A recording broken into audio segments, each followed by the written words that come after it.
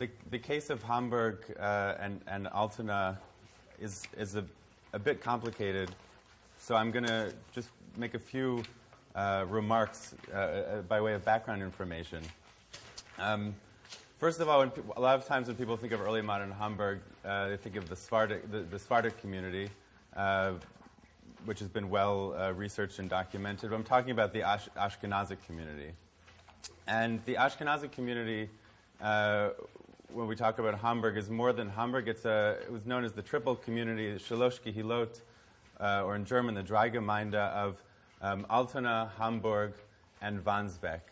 And the Jews originally settled, the Ashkenazic Jews originally settled in Altona in the 17th century, which was, although it's right next to Hamburg, in Holstein, it was under the Danish the authority of the Danish crown. And the Danish kings gave, in order to compete, to set up a port city that would compete with Hamburg, gave very fairly liberal and generous privileges to the Jews to settle there, including quite wide authority to establish a Beit Din to rule in civil matters. But what happened was Jews started slipping over the border into Hamburg, setting up residence there, and a separate community started to take form. And as in the 1660s, there were a number of debates between these communities, as a result of which they formed in 1669 a federation where representatives from both communities would together elect a chief rabbi who would then be the head of the rabbinical court for both of these communities. And later on, a couple of years later, the nearby community of Wandsbek also joined this federation. So what we have here is a very interesting case where there's one Jewish community, one Beit Din, one chief rabbi with a jurisdiction that crosses international borders. So you have Jews living under the Holy Roman Empire in Hamburg, and you have Jews living under the Danish crown in Altona, and they all answer to the same rabbi. And that's sort of the historical peculiarity which led to some of the debates or the debate which we're going to look at this morning.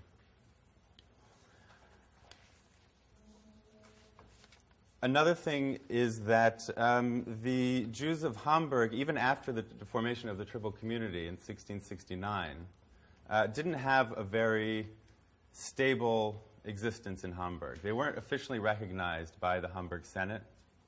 They sort of paid taxes under the table or off the books, and the Senate looked the other way. There's just a quote from Glickel of Hamel. It illustrates this, and she says she was a member of the Altona community, she and her family, who lived in Hamburg. And she says, but we had no synagogue in the city of Hamburg, and also no privileges. Rather, we lived there at the mercy of the Senate. Jews did gather and had prayer services in private rooms to the best of their ability. Although this was known to the Senate, they looked the other way. But when the clergy became aware of this, they would have none of it and chased us out like timid sheep. Thus, we had to go to the synagogue in Altona. This lasted for some time before we crawled back to our prayer rooms in Hamburg. So it was that sometimes we had peace and sometimes we were chased away, until even this day. And I fear that the situation will continue as long as we are in Hamburg and the burghers rule. Now, I bring that up just to mention another important point leading up to this case, which is that the situation did not continue. As a result of a long process of constitutional reforms in Hamburg, in 1710 there was a new Jewish law decreed, the Judenreglement, which formally recognized Jewish residents in Hamburg, and it created a set of laws governing Jewish existence there. The one that's going to concern us is the last paragraph of the which deals with the interaction between Jewish law and state law, or the secular law in Hamburg. And I'll read that passage. It says, in all other religious and secular cases, not explicitly mentioned here, the laws of the Holy Roman Empire, and this is not in the book, I'm sorry, I'm reading from my notes. The laws of the Holy Roman Empire and the police regulations of the city, provided each one concurs with the constitutions of the city, and also the common imperial laws, shall apply to the Jews. However, in certain cases, such as matrimony and inheritance, they are permitted to follow the Mosaic law. However, marrying a forbidden relation from Leviticus 18, as well as committing incest, the exercise of polygamy, and giving a letter of divorce or otherwise ending a marriage without the knowledge of the city authorities shall be strictly forbidden. They shall also be subject to the city's jurisdiction in civil and criminal matters. Now, before this law in 1710, when Jews were recognized as permanent citizens, I've, in the archives, never found any cases of challenging a Herem. Afterwards, and actually a couple, beginning about a decade later, there begin to pop up in the Hamburg State Archives, the records of the Senate, individual Jews who are coming to the Senate and saying, I was put in Herem, and I don't think it's right, and please do something about it. So I want to look now, go into the source I'm presenting today, and just walk briefly through this case. Now, this is about a man named, or concerns a man named Jonas. It's his last name. And apparently, if you look on page 45, in September 8, 1732, he writes to the Senate, or his lawyer does, and he says, in the middle of the second full paragraph on page 45, the third to the last line, he says, I report how approximately 4 years ago, my innocent wife, who was said to have carried on a correspondence with another Jew, was falsely accused of being an adulteress. I never found the letters. There's no other reference to them except here. I'd love to know what she said, what he said. I really don't know. However, the elders and so-called scholars, and he names the Parnasim of the Altona kahal, with the collusion of their colleagues and of the rabbi in Altona, gave ear to such false and unsubstantiated accusations, and thus demanded that I give my wife a letter of divorce, to which I could in no way consent because I know for certain that I have an honest and virtuous wife.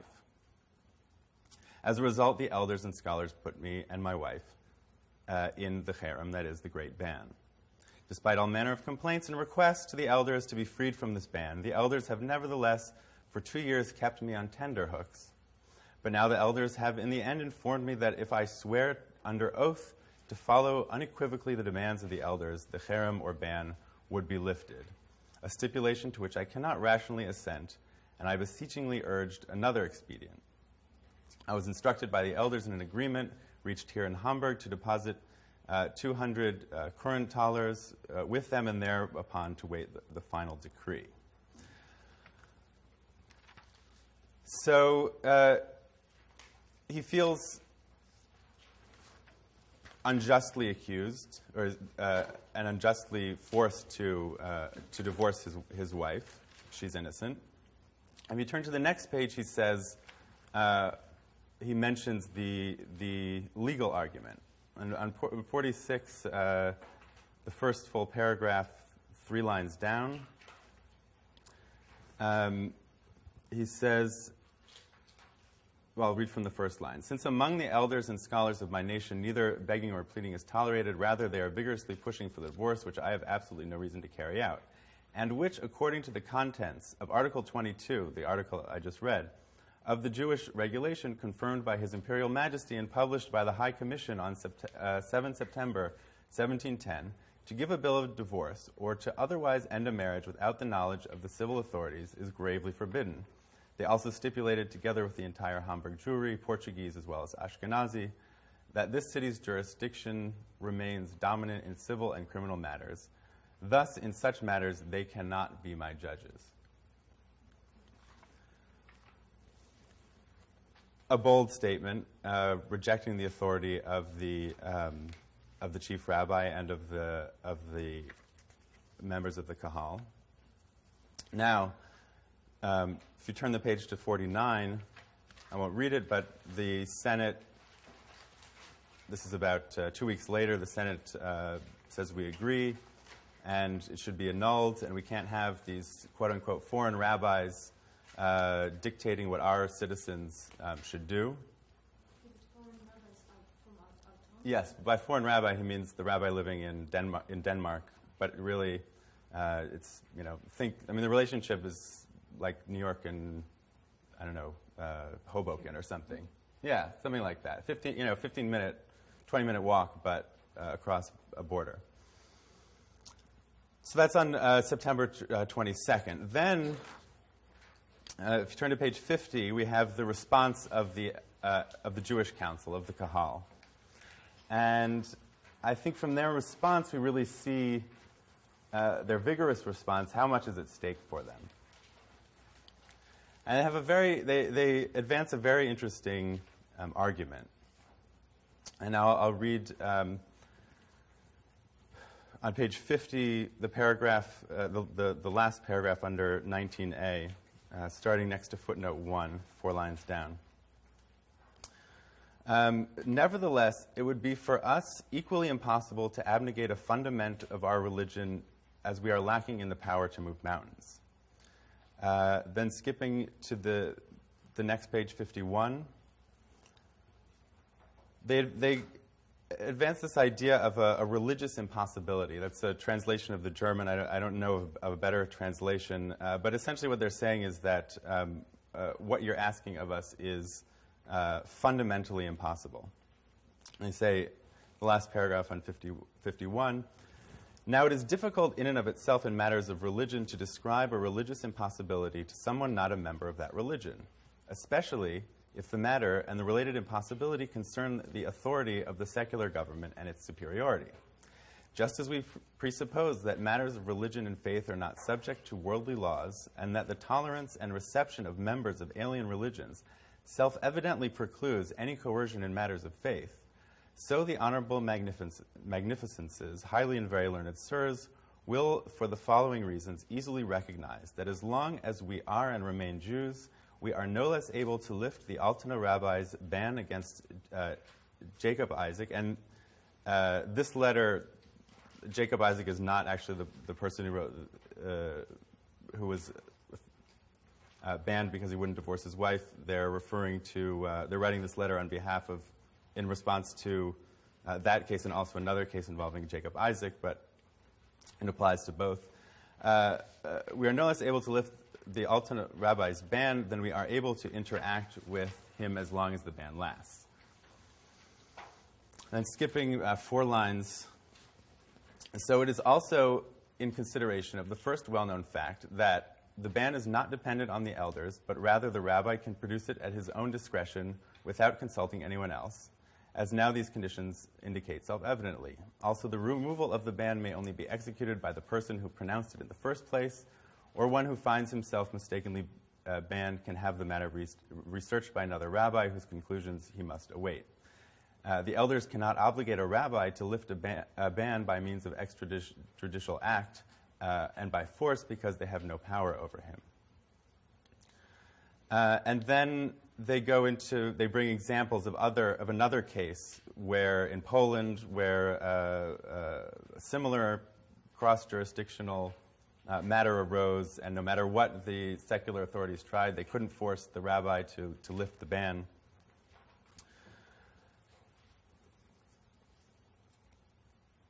And he finishes by saying, so we cannot believe that such a just and merciful lordship would obligate us to do something impossible or would punish or damn us for something that is neither in our power nor compatible with our religion.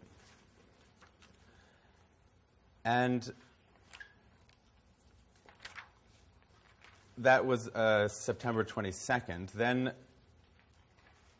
Jonas writes back on October 3rd, and he says on page 58 and 59, the fourth document, so what's happened in between is that the Senate has heard the kahal's argument, and they haven't accepted it. They've upheld their decree.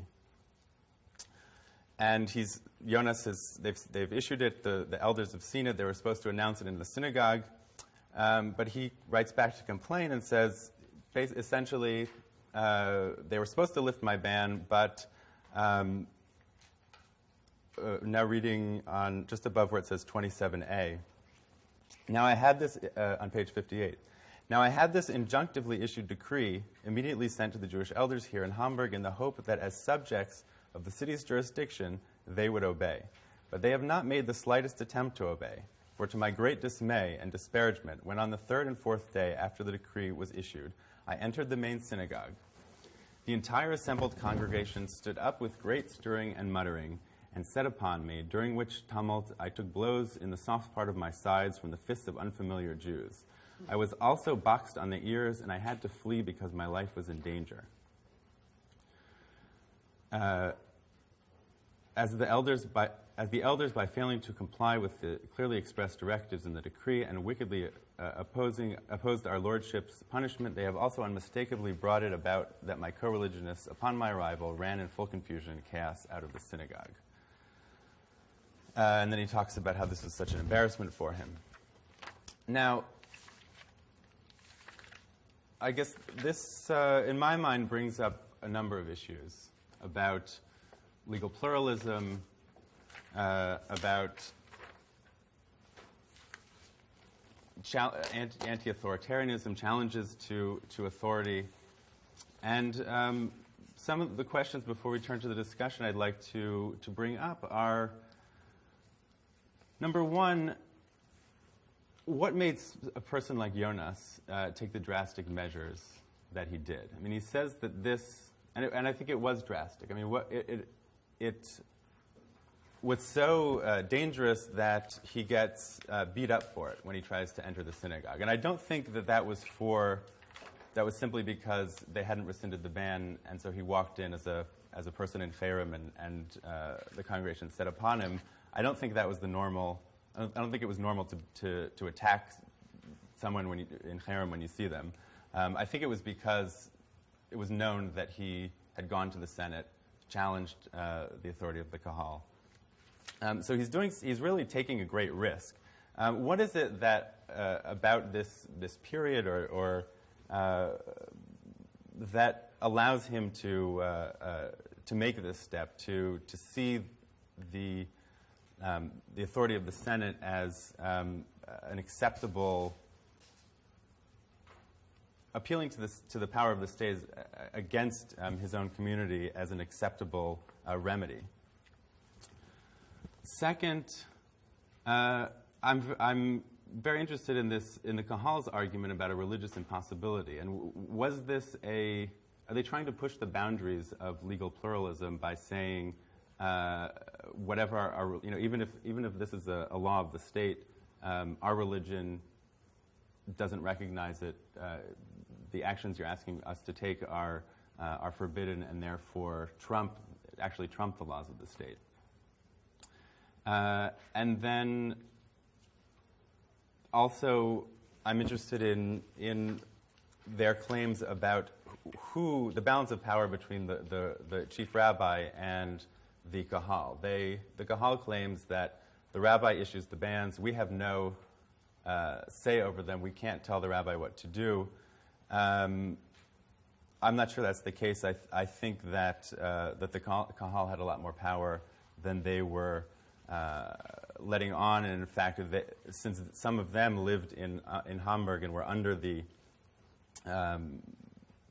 authority of and jurisdiction of the city of Hamburg, they were sort of pushing it off to someone who was untouchable because he lived in another jurisdiction. So with that, those opening remarks, I'd like to, I guess, open the discussion.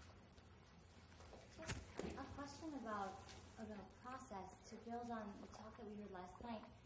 How would someone like Jonas have handled this question? I mean, I'm assuming you said he had lawyers who were appearing before the court. Are these lawyers the ones crafting this argument that the foreign rabbis have no jurisdiction? Whose idea is it to go to the Senate and what arguments to offer? Because I think it raises questions about process and how much people knew about law and applications of law and really getting what they wanted. Yeah, it's a difficult question. This man almost certainly didn't speak or write German. I wish I knew more about how he communicated with his lawyer. So these are certainly can't be read as directly coming from his mouth. That would be, sort of methodologically foolish. But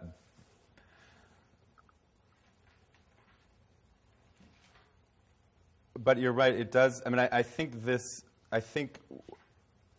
one of the things to keep in mind is that when it took a certain amount of legal integration into the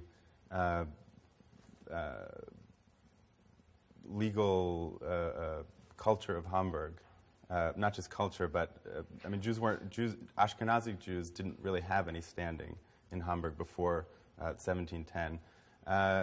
So afterwards, they're integrated.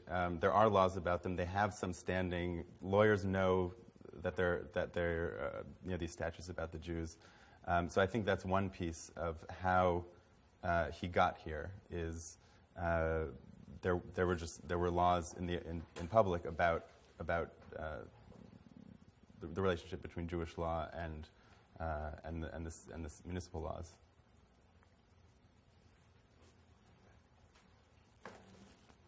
Well, I have to excuse my English, but on the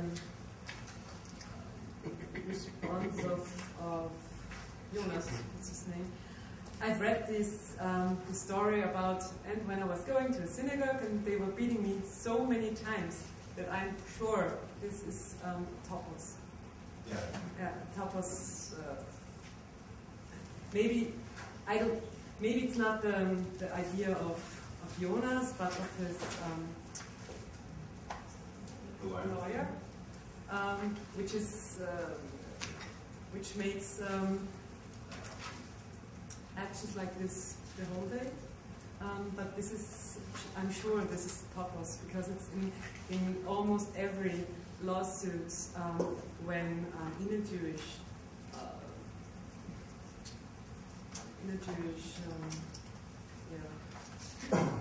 conflicts are brought to the courts. That may be the case. I also see it in other cases. But he says it's dangerous for me, and I can't be in the community anymore because they are beating me. Okay. Yeah, I'm not. I would like to add, we don't have to believe him. People come to court, they claim things. There might be a whole different story behind it. So I'll continue something that was said there, and Baba, and now the whole story from the beginning till the end. And you were wondering why is he doing this drastic thing and going to the Gentile court, to the parliament, to the Senate. I would also ask what happened between him and his wife. What did the wife do? Was she just chatting in the internet with someone else, or were there more things? And if something happened, why is he willing, or more than willing, to stay with her, and he's willing to risk a lot in order to remain with her? The second thing, Hamburg is very different from places like Amsterdam and London. The community is much weaker than what we find there or in Eastern Europe. About the Herem. The Herem is not as intimidating and forceful arm as it was in the former century. So we should also think about that. זהו.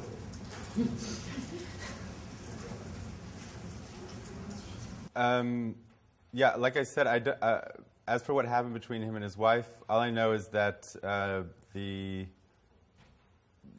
she was supposedly carrying on a correspondence with another Jewish man who wasn't her husband, and either just the fact of that correspondence or something in the correspondence led the... I don't know, yeah. what's the German word for correspondence? Because sometimes, certainly in Latin, when this word is, it means it's a euphemism for sexual relations. Interesting. Right. No, it doesn't have that connotation. No, the point is that in English, the word correspondence is a vague word. It is not it's a synonym for exchange of letters, but it's not the same word. Here, the word used is brief. Okay. Brief gewechselt haben.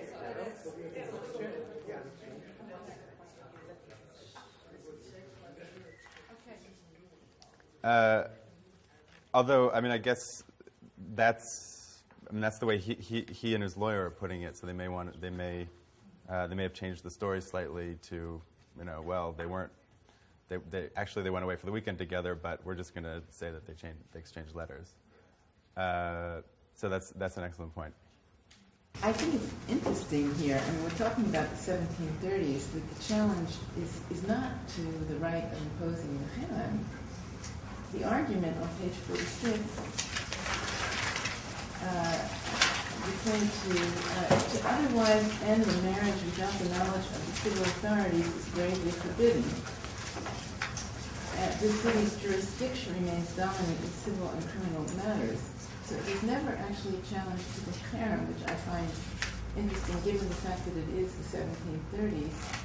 And there has been an erosion of communal authority in various communities in Germany. I'm wondering why, if he's already making the challenge, he didn't take it one step further. Aside from that, I think the question here, I would ask you for clarification, what had been the prior arrangement with concern to marriage law? Because by this time, certainly, there were issues in terms of state control of marriage law and communal control. Well, I mean, the way I understand it, the Jews were allowed to contract their own marriages and divorces, but they had to sort of register it with the state. It had to be, As long as it didn't. and as long as it didn't violate, it wasn't an incestuous marriage, or, but they had to. There was an office where they had to register it and get the necessary clearances, or.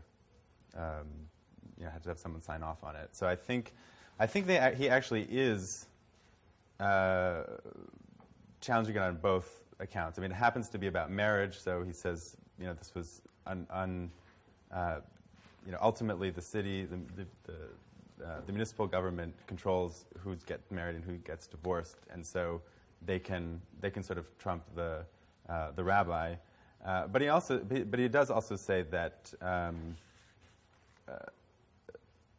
That he's subject to the civil subject to the city's jurisdiction in civil matters. And then when the Senate issues its decree, they do say on page 49 at the bottom. I'm sorry, not at the bottom. The top paragraph of page 49. The Honorable Senate decrees that the wicked divorce arrogated by the alien rabbi, which is an offense against the city as well against general laws, is hereby canceled and invalid, and that marriage between the petitioner and his wife. Furthermore, the ban, which, because it was promulgated against a Hamburg subject and resident by someone in another jurisdiction, was entirely unauthorized. That's jurisdiction again. It's not the essence of the right to impose. I see what you're saying. Read the next sentence. The next sentence is because it was used unjustly. It's not the right to impose the ban, but it's a similar use of the ban, that the ban must be used justly. That's my understanding. I see what you're saying. Yes, yes, you're right. It isn't a fundamental. They're not saying that Jews living here don't have a right to use the Herem to discipline community members. They don't like. I don't think the Senate likes the Herem, and in future cases, they seem to always side against the rabbi or the kahal. But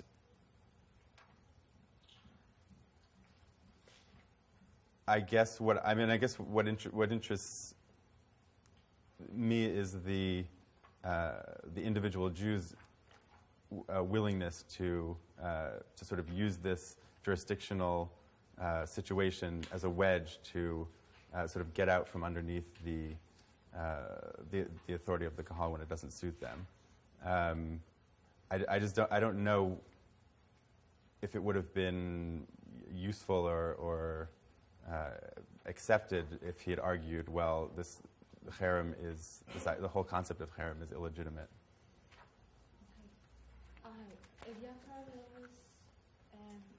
Richard. I'm not sure about the structure of the community there, and also the exact implication of the Herem at that time, so it's related to one aspect and others here.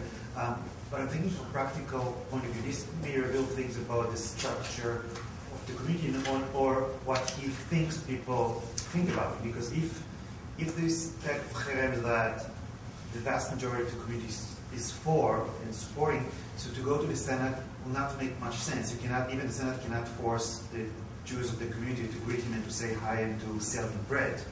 But if he feels, if he feels that this is a Herem that is coming from the elite, and maybe he looks around and he sees, oh, many people here, they don't like this Herem, they are with me, so maybe he just wants one elite to be against the other elite so that he can reintegrate in the community. So you're saying that this might suggest, that his actions suggest the weakness of the Herem or the rabbinical authority. In some ways, but otherwise, unless he is a really bad lawyer, right. It doesn't make sense. If all the community is against you, it will not help you much if the Senate says, great, his Herem is not right. Right. This is very spiteful.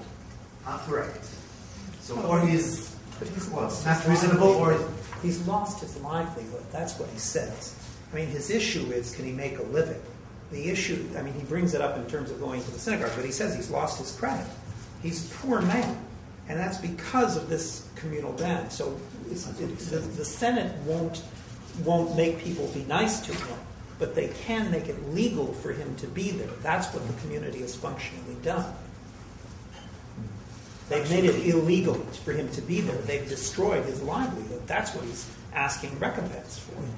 The strange thing is that he says this happened 4 years ago. So apparently he's been living, unless he's been living in another, moved to another city or something. Perhaps his wife was making a living. She was a correspondence with guys.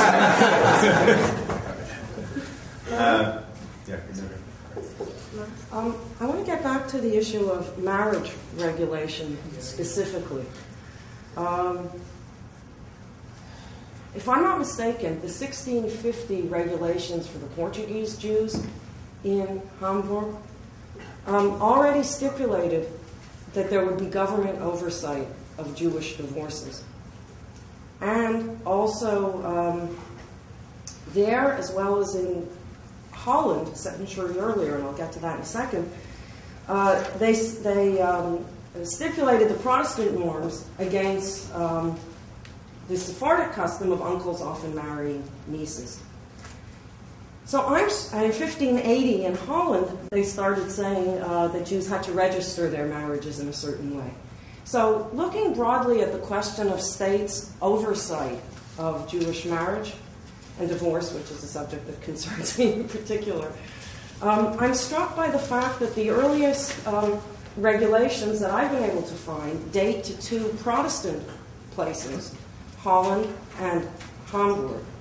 And if I remember the Hamburg regulations from 1650 correctly, there's something there about the Jews' immoral behavior, and that's what you want to stop. There were some interesting phrases in German, which I can't quite remember right now.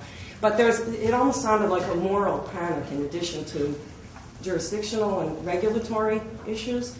So I'm wondering more broadly why these kinds of regulations arise in two Protestant polities, and whether it has something to do with, I would say, Protestant theocratic notions of, the civil order being a moral order, and, marriage was declared secular, but secular really is still theocratic in a Protestant setting. So those are some of the questions. Divorce is permitted. What? Divorce is permitted. Well, there seems to be a mistrust of this. Oh, you mean among Protestants? Yeah. Yes, but very rarely given, and it doesn't mean you can remarry, as I understand it. It just means you can get out of a bad marriage. No, eventually it does. Robert Kingdon's book on... but it's not that common. So anyway, those are some of the questions on my mind, and also I wonder if you can shed some light on that. And secondly, where you say on page 43 and 44 that this is the first case of dozens where other individuals go and challenge the Herem, and I was curious if any of those also involve matters of marriage and divorce, if you know. Off the top of my head, I can't think of another one that involves marriage and divorce. There's one case before the Senate which involves, it's like a paternity suit. I don't actually remember, I haven't visited it in a while. So I don't remember if there's a Herem involved. The only thing I can say about that is there is some moral language in the statute, in the 1710 statute about marriage, where the statute states that the Jews are permitted in some cases to follow the Mosaic law. However, marrying forbidden relations from Leviticus, as well as committing incest, by which the entire city is defiled, shall be strictly forbidden. There are two separate sets of statutes, 23 statutes, each one for the Portuguese Sparta community and one for the Ashkenazi community. They're mostly identical, and I've checked this particular statute. They are identical for the Spartam and Ashkenazim. So doesn't seem like there's any more moral panic about one community or the other. I'm not familiar with directly familiar with the 1650 marriage law, so I can't really compare them.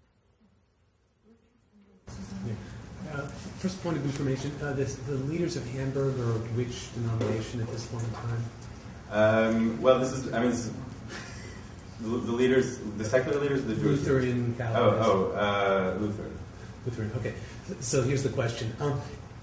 Throughout the Protestant world, there are these debates between civil and religious leaders over the extent of who gets to excommunicate and is the power shared, and does the civic authority have a power to intervene in. If I were addressing the Senate, just as one thing that would pop to my mind is to say to them, gee, when you're dealing with Christian excommunications, your policies are thus and such, which isn't in the document, yet it seems as though the document were created by someone certainly in German and something of the procedures and politics of the city. Any speculation why they didn't go down that road? Before you answer, one of the thought is to get, again, just thinking as a lawyer, to get jurisdiction of the civic authorities, you don't want to frame this as a Jewish thing, but as a civic thing. The allegation of violence certainly gets the civic authorities interested. There you go. I mean, I can't really speculate as to why they don't. The legal argumentation doesn't bring sort of broader examples.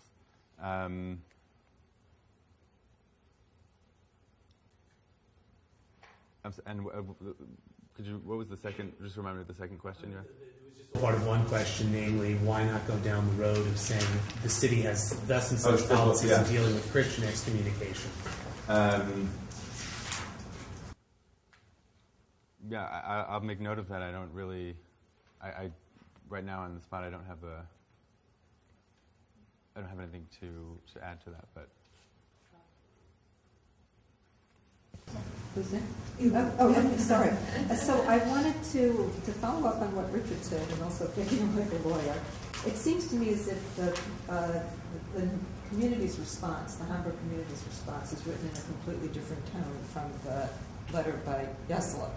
One seems to have advice of counsel, the other does not. And it seems to me in the second one, the response in your question that you asked about what is this issue of religious impossibility, it actually seemed, I don't know, it seems like a clumsy attempt to create an argument about conscience. To take what would otherwise be an argument about real authority, sovereignty, etc., and reframe it into the language of conscience, which then is a developing, right, that is a developing defense now at this point, particularly in the kind of Protestant civil culture, so that you don't have to argue anymore, well, we have jurisdiction over here and we're authoritative. Instead, there's a reframing of it to say, you might not understand this, you're a different religion, but we pose this as best we can into religious language that you will understand, which is one conscience. So that seems clear to be this sort of different legal strategies going on. The other legal strategy that is sort of just a curiosity and interest to me is that this is now cropping up at a time in which Jews now have experience in the courts, they believe themselves to be somewhat accepted of civil and criminal jurisdiction. You've got a situation that's sort of typical of the beginnings of dual citizenship and a perception of dual citizenship. And, so in some ways, the cases in which women run to the secular courts to reform Jewish law from within, in the Aguna cases in America, et cetera, are very similar. Right? The first thing you do is you figure out the kinds of arguments that the secular court can hear, what will give them jurisdiction, and so on. You don't want to leave your community, but you also want it to change. Right? And you're sort of negotiating between. And the lawyers usually have been the conduits for that. Lawyers who frame these arguments that kind of reject law that's not compatible with the legal system. And things happen. Yeah, no, I think that's a wonderful point about dual citizenship, and the way I sometimes think about it is a type of legal and civil integration. There's they're all in the 18th century. There are all types of the Enlightenment sort of represents a philosophical and integration into European culture, and there's a process of embourgeoisement. And this may be sort of a third, less studied and talked about integration into legal systems that gives them the leverage to make these types of arguments.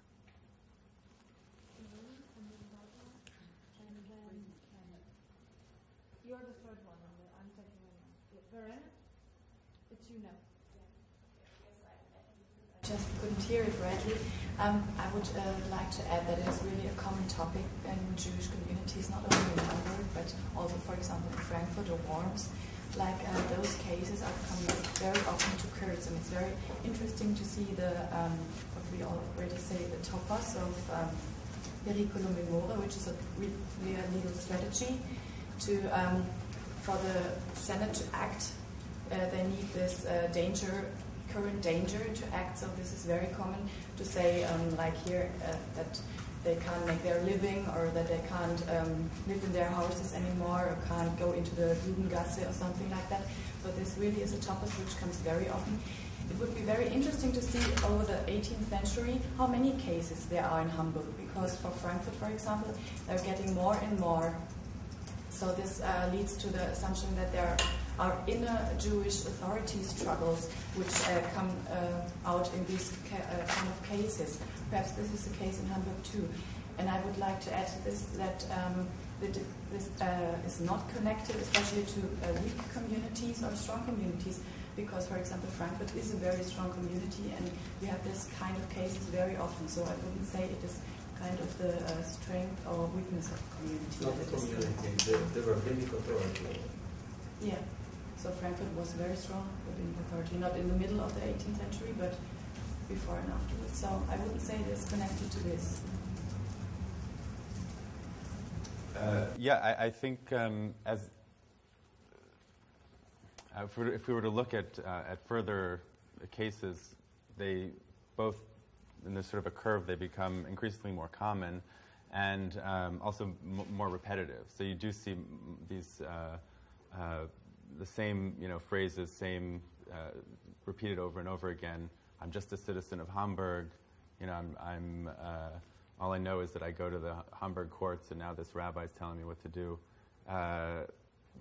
So it seems like the lawyers are developing, legal arguments, and Jews know that they can sort of latch onto it in when they need to, in pursuit of their own interests. After thinking about, I have a suggestion for the translation of the die Frau, dass sie nämlich mit anderen Juden Briefe gewechselt haben. I don't think it has anything to do with corresponding with another Jew. That's surely not the context. He doesn't want to say it clearly, maybe because it's a secular court.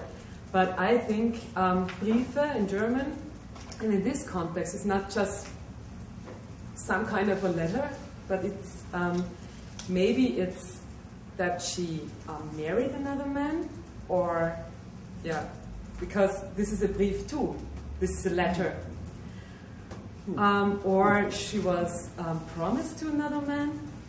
That's one suggestion. The second, but I think first is more should be maybe right. The second is that she Briefe in German could be. I didn't find the English word, but if you have debts, you undersign. Yeah, sure, and that's called Briefe in German too. So maybe she made. She dealt with another man, but why did she get divorced for it? That's not so logical. I think the first one could be right, and second part. And I have a question too. From my,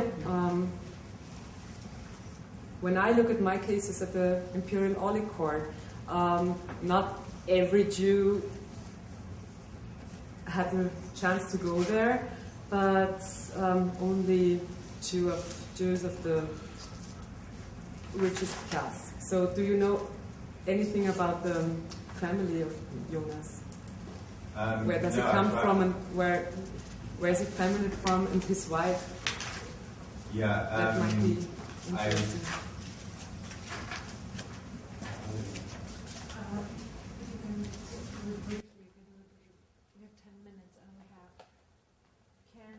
Okay. I mean, I'm open to the suggestion that a brief wechsel in this case is a euphemism for something else. I don't know if actually going and marrying another man just because the husband defends her so insistently. But as for the divorce, I guess I forgot to mention that there is in Jewish law in certain cases when a woman is suspected of adultery, that the man isn't allowed to be with her, does have to divorce her. So I think it's a matter of not of the logic of relationships and marriages, but of a sort of matter in Jewish law that the rabbi is imposing on this guy. I just want to go back and contextualize the whole issue. It's not, and do it very briefly now, because it's not a sui generis case. It's, in fact, part of the legal tradition. Begins with Bartolus in the 14th century and ends with Napoleon. It's a question of the state gaining control over divorce, and I'll just call your attention to this now on page 151, number 9, that I will be reading this afternoon. It's a clear theoretical and practical statement of this thing, so that we shouldn't at all be surprised at this thing. Lois has found things similar, and it's just normal for the state to move in. I'll talk a little bit about it more this afternoon, but it's not shocking.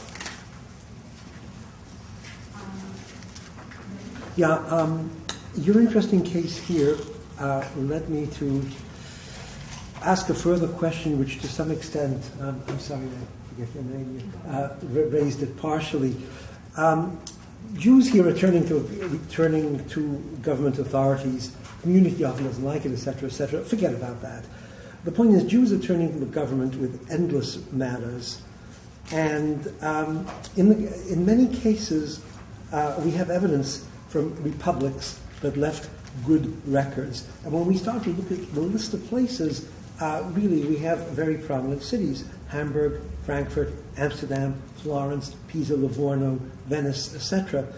And it seems to me in general, working on Venice, that the amount of time the Venetian government, some of its magistracies, and even the Senate is taking discussing matters relating to the Jews is highly disproportionate. Now, you've got, most basically, I understand that every 5 or every 10 years, maybe you issue a charter or some such document, okay. But it's clear that the Jews are coming with all sorts of requests and petitions. They can be a group of Jews, it can be an individual. And I was wondering whether anybody has any experience, whether you have, anybody else has experience, taking this from a different perspective, which I thought of doing for Venice, but I simply don't have the time or the energy or the life expectation, I guess, to take the records of the Venetian Senate, and starting when the Jews become a significant number in the city, let's make it whatever the year is, and then go through volume after volume, noting what percent of cases in some way involve Jews, and also what are the nature of the requests beyond those wanting the renewal of a charter. And I think if somebody were to do this, we would have a completely different perspective on the relationship between the Jew and the early modern state. Can you give us any insight from Hamburg? Has anybody else here thought of this and done any research to contribute on it? I think it would be fascinating to hear. The Sfaradim have this tendency to quarrel, to go to court over petty things. I'm a Frank myself, so I can say it. But it's true. They are quarreling all the time. They are almost the smallest thing that they would go to court.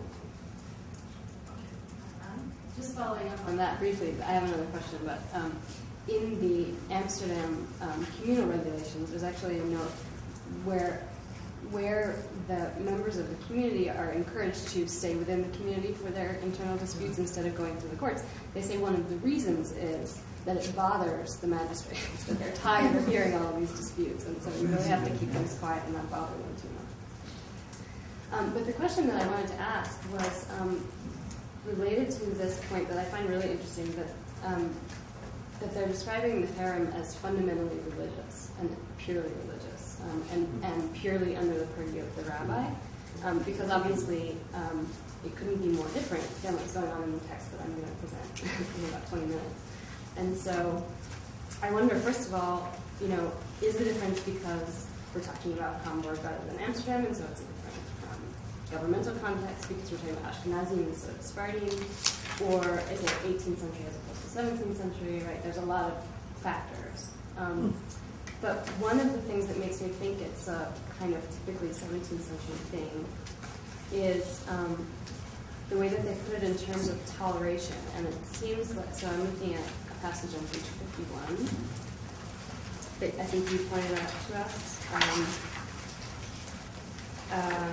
Just as this is under 21a, the second paragraph, just as we presuppose that matters of religion and faith are not subject to worldly laws, and the tolerance and reception of members of alien religions, etc., it seems like the concept of toleration is being formalized here, and they're picking up on that in order to make their argument. So that's kind of one point. And then connected is, you pointed out that it's unlikely that that was actually the case in practice, that it was that it was purely under the rabbi's purview. But it's still interesting, I think, that they would put it in those terms here, because in the 17th century material that I looked at a little bit, when they go to the Dutch authorities, they don't put it in those terms. They still put it in terms of governance. So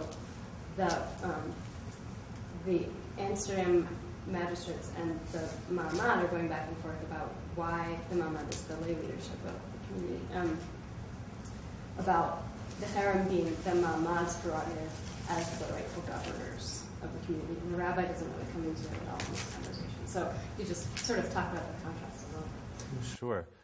Well, I think from looking at the minute books of the Hamburg and Altona kahal, it seems clear that they, in order to when they announce a Herem or record a Herem, they say, it was at a meeting of the kahal with the participation of the rabbi. So I think they needed him there to form the proper body that would issue the Herem, but it certainly wasn't the rabbis. The rabbi alone wasn't usually issuing Haremot, as far as I'm aware. Whether he could for certain matters, I'm not entirely sure, but I think for this matter of he wouldn't have been able to do it by himself. And as for the whether the emphasis on Herem as a religious instrument or a fundament of the religion rather than of civil governance, it may have been strategic just because this is about marriage and adultery and things that may have more. Actually, I don't know if they have more religious valences than civil governance, but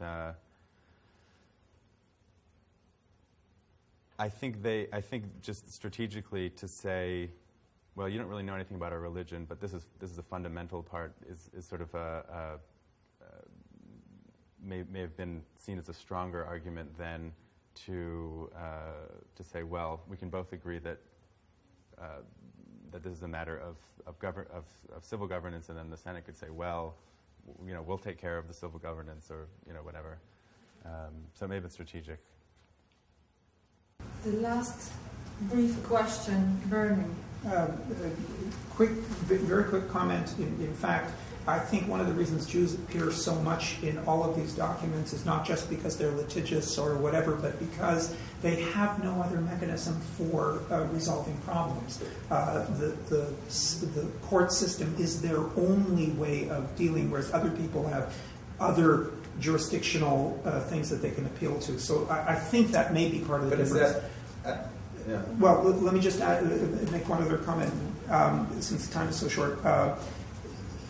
You frame this in terms of challenging an established authority. And Yaron's sort of pick up on going to Erkaot Shel Goyim. This is a term that assumes that there is such a thing as a kehillah and a court and a group of rabbis who have a recognized authority, and then somebody's challenging it by going out, and we say, modernity. In fact, the kehillah and the Herem and who controls the Herem and the negotiation of what is decided is in fact the defining characteristic of the early modern period. This is part of an ongoing negotiation. It's not a break with the past. It's rather something that, as several people have pointed out, you can find elsewhere from the early 16th century on as kehillot become recognized by the outside government as part of the administration and as bureaucracies require a much more formal system. What we're seeing here is part of that endless negotiation process over jurisdiction. Right. No, I agree that discussions and processes like this were going on elsewhere. I guess I emphasize that in Hamburg, in the Hamburg Senate records, even though Jews have been living there for 100 years or more, I didn't find records. Yeah, but your point is well taken, that they weren't recognized legally until Right. 1710. Right. So, and that's when So I think it's an interesting, I mean, it brings out this aspect of integration that's necessary for these types of discussions to occur.